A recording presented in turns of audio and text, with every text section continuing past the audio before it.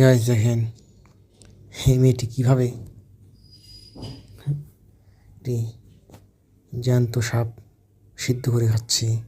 এটা তাদের প্রধান খাদ্য মনে হয়। এই জন্যই মনে হয় করোনা ভাইরাসের আবার আসতে পারে। দেখছেন কামটা করলো কি, আবার কত মজা করে খাচ্ছে। আর রিয়াকশনটা দেখেন।